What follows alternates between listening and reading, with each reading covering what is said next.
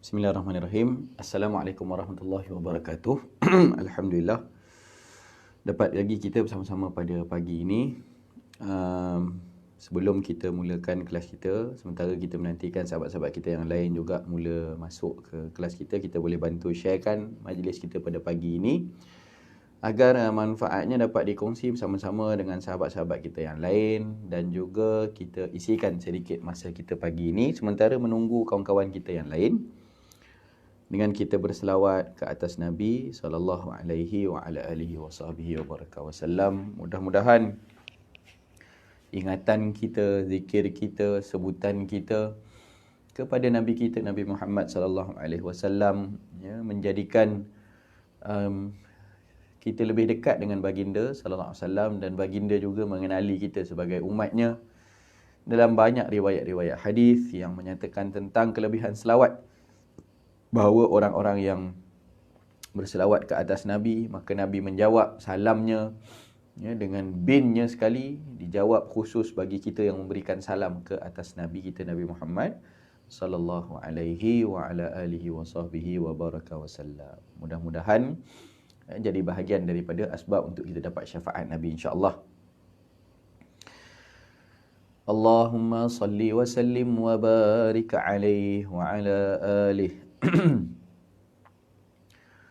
Allahumma salli wa sallim ala sayyidi wa habibi wa tabibi qalbi wa jasadi wa ruhi sayyidi rasulillah Muhammad ibn Abdillah as-sadiqil amin wa ala alihi wa sahbihi ajma'in. Allahumma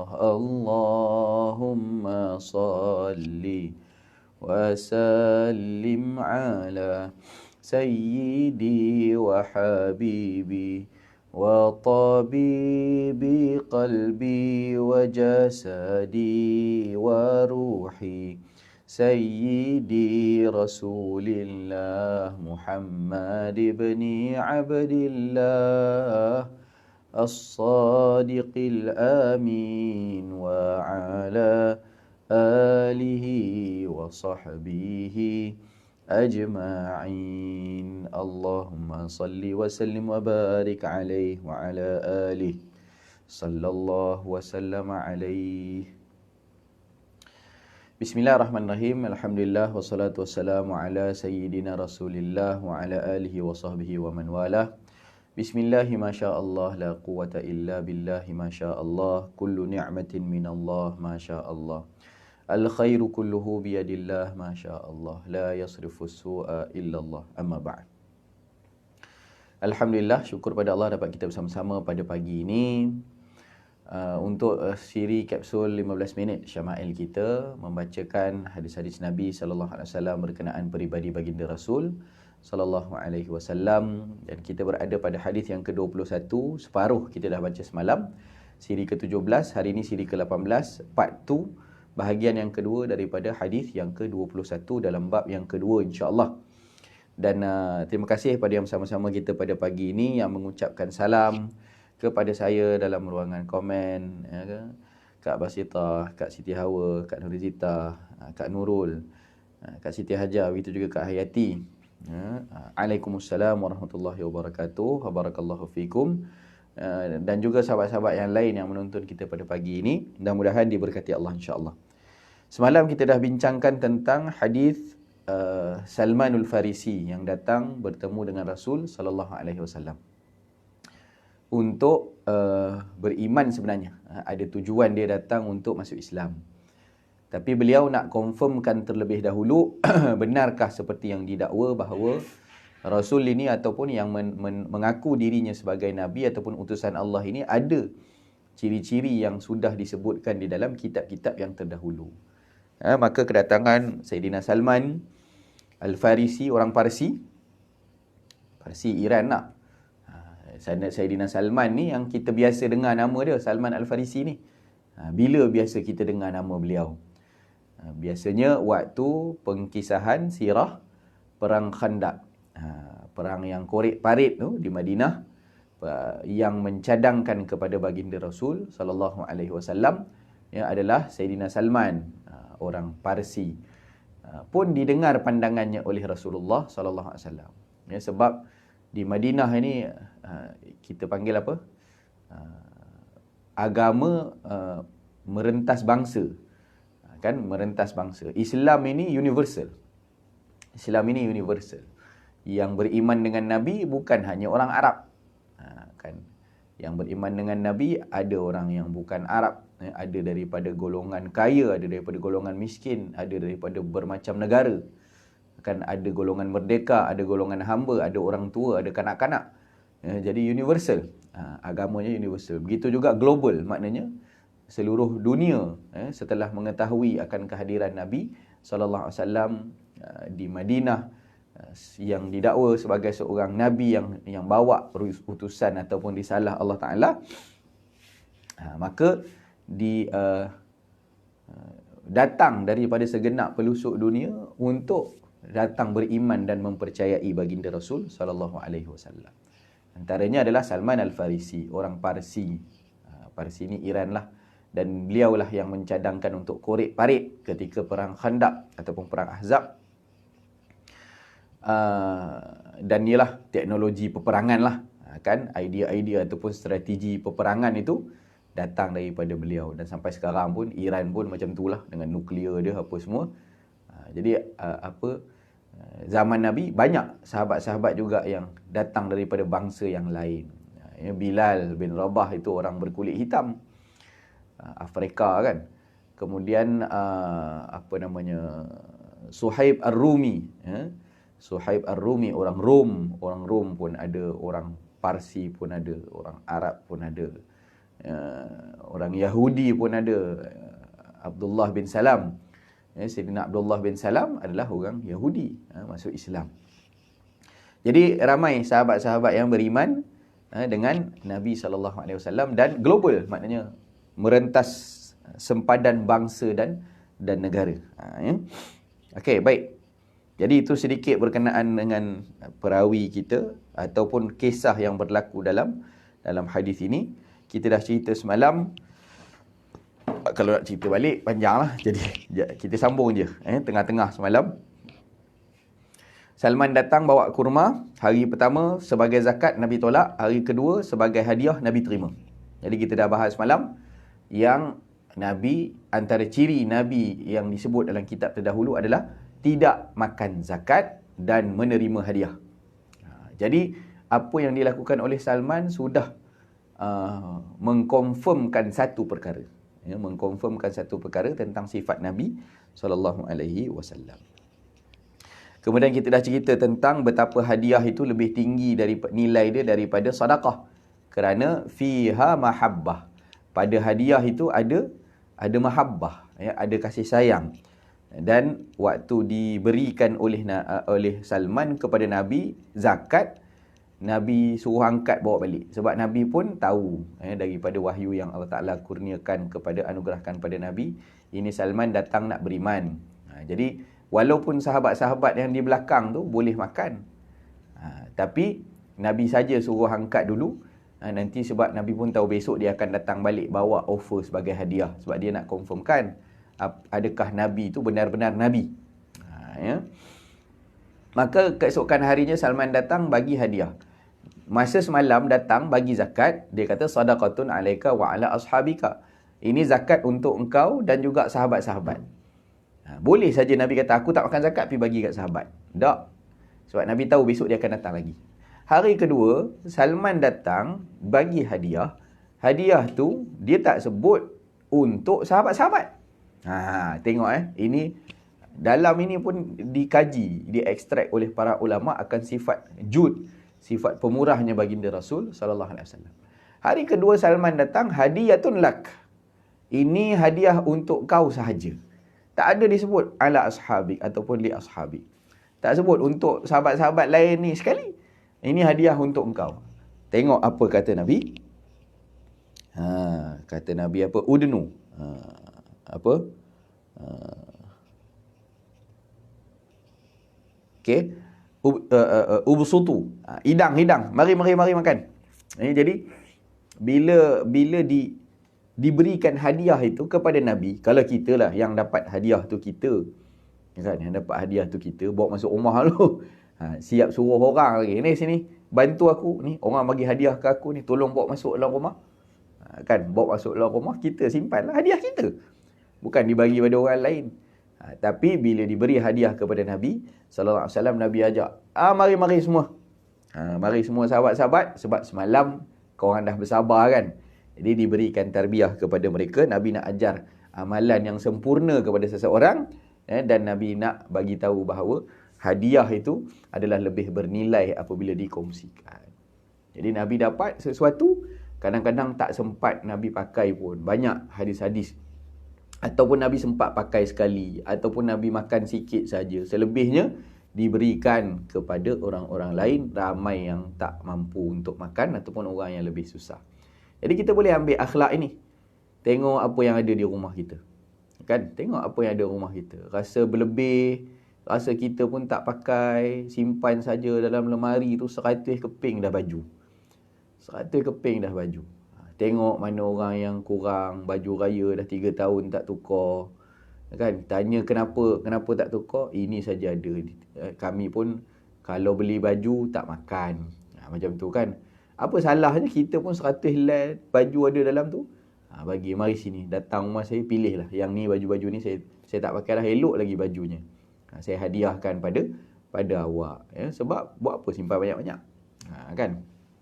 Sedekah, hadiahkan pada sahabat-sahabat. Kita pun pakai simpan-simpan tak sedang.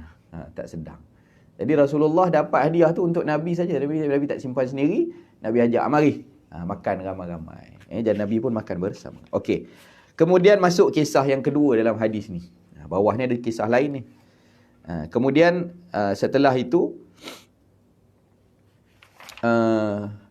kemudian Sayyidina Salman pun melihat khatam yang terletak di belakang badan baginda Rasul sallallahu alaihi wasallam. Ini syawahid lah. Syawahid bab. Apa yang kaitan dengan bab itu adalah bab ni. Mana Sayyidina Salman, first perkara beliau confirmkan adalah Nabi tak makan zakat, Nabi terima hadiah. 2 dah. Kemudian yang ketiga, disebutkan dalam kitab terdahulu juga, fi dhahrihi alamah. Pada badan Nabi itu ada alamat, ada tanda. Jadi dia nak tengoklah, betul ke ini Nabi? Kalau betul, yang tadi sifatnya dah betul. Pada fizikalnya pasti ada tanda.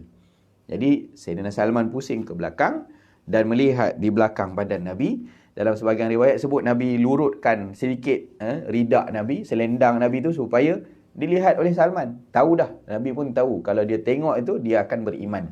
Kerana mengetahui bahawa itu adalah tanda bahawa beliau ataupun baginda sallallahu alaihi wasallam adalah seorang nabi.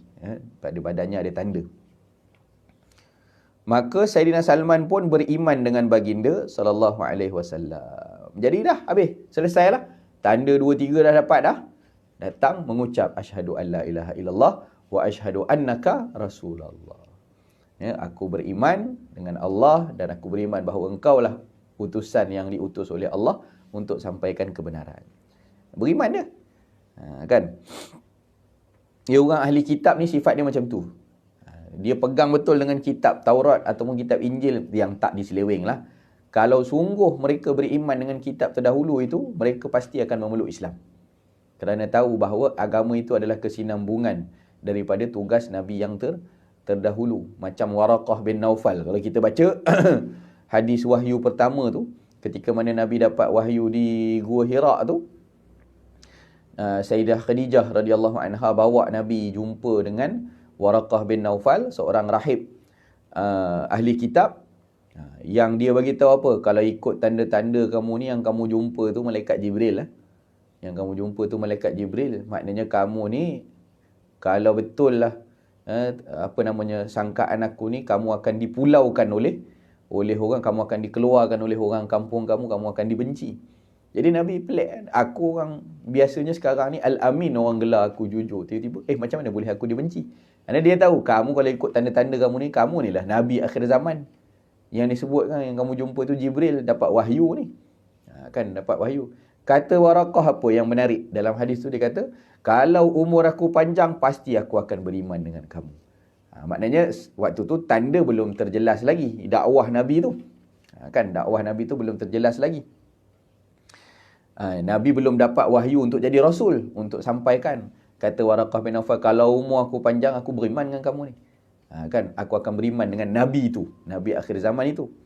Tapi ternyata umur Waraqah bin Naufal tak panjang. Kan? Jadi di situ ada khilaf lah para ulama macam mana status dia. Ada yang kata dia kekal sebagai ahli kitab, ada yang kata dia sudah pun menerima Islam tadi, kerana azam dia tadi, kalau umur panjang aku beriman, tapi tak sempat habis, ataupun termasuk dalam ahli fatrah. Okey, baik, itu cerita panjang lah.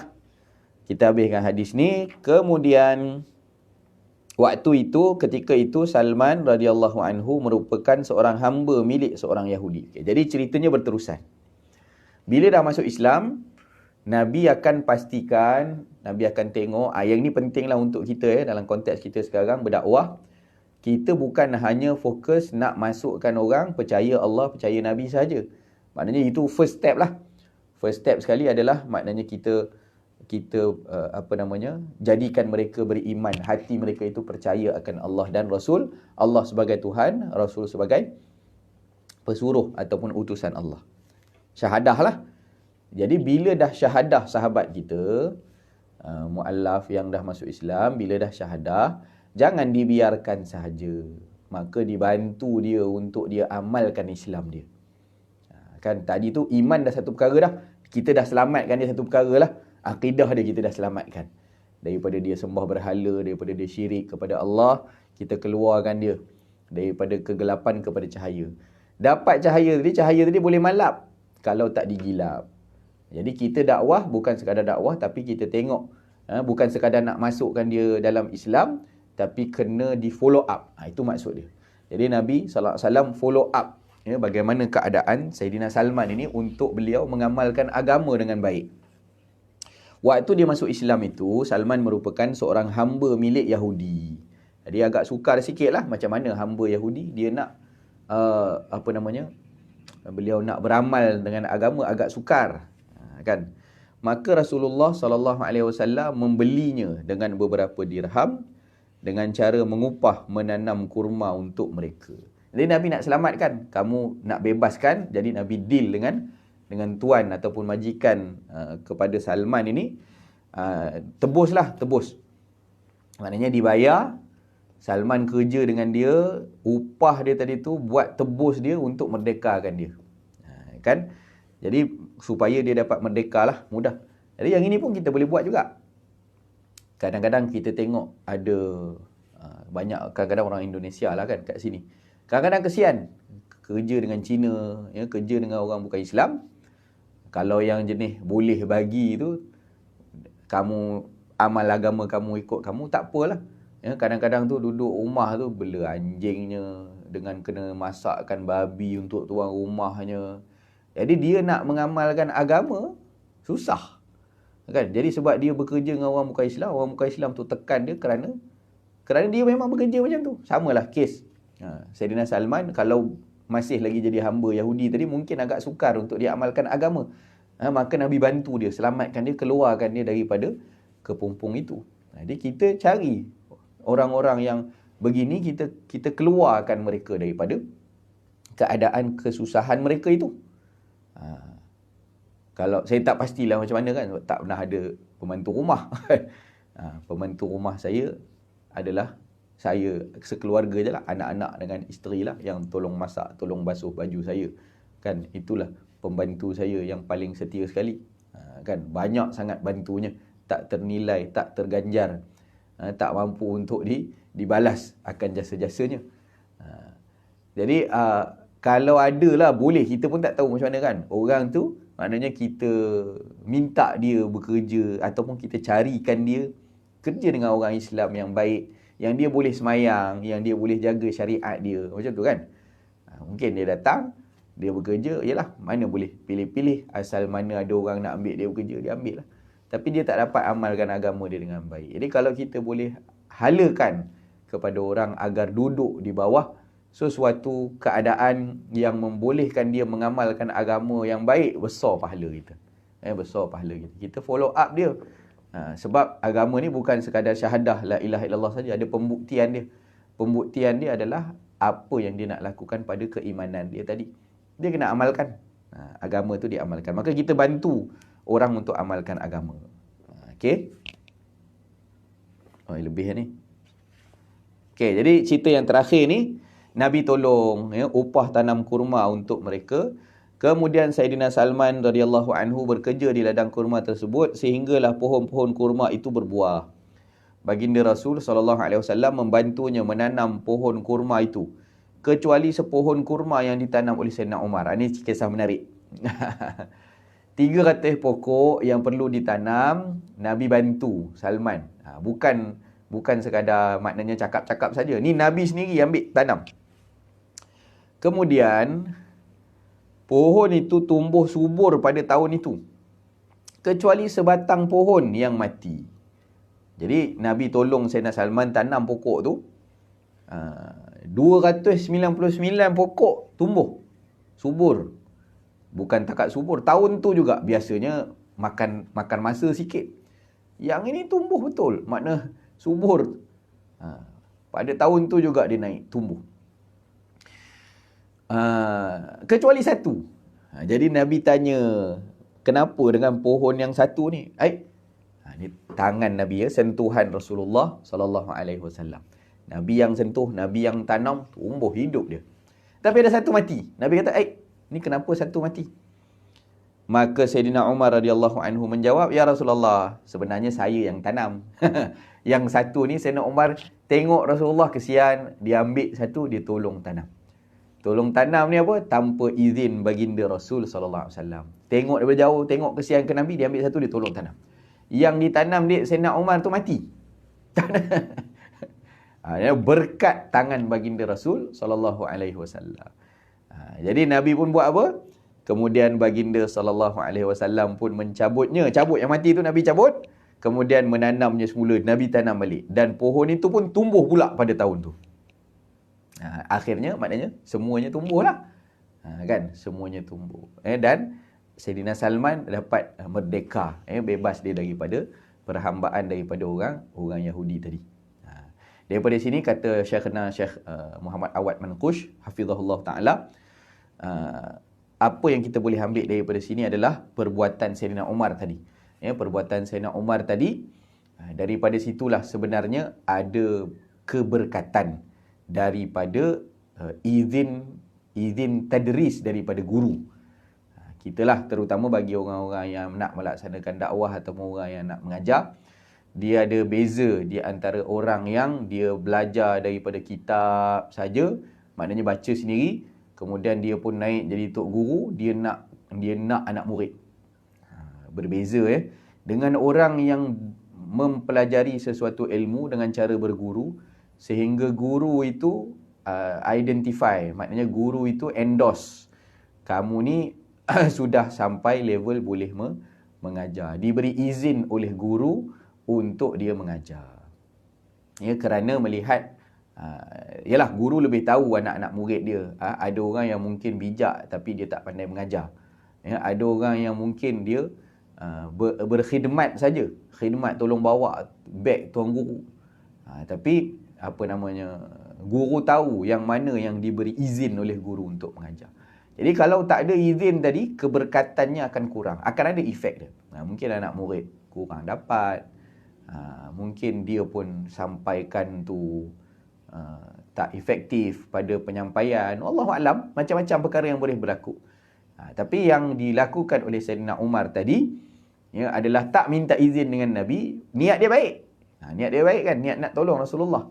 Niat dia baik. Maka dia ambil juga, dia tanam tanpa izin Nabi SAW dan pokok itu mati.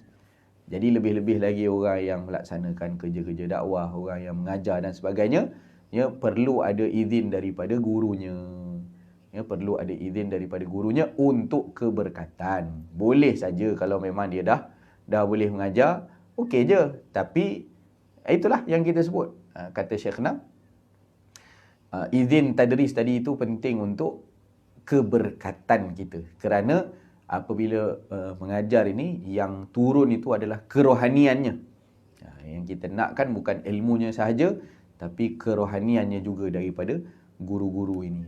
Apabila orang yang belum sampai kepada tahap yang dia boleh mengajar, maka dia dah mula mengajar, maka itu akan jadi masalah. Itu akan jadi masalah. Mungkin banyaklah juga fitnah-fitnah akhir zaman. Ini kita sebut ni untuk kita jugalah. Kan untuk diri saya khususnya yang bercakap sendiri tu. Kan takut berlaku fitnah di akhir zaman, yang tak pandai pun buat jadi pandai. Dan kadang-kadang over limit. Kadang-kadang over limit. Kita banyak lagi benda yang kita tak tahu. Hatta dah jadi ustaz ni.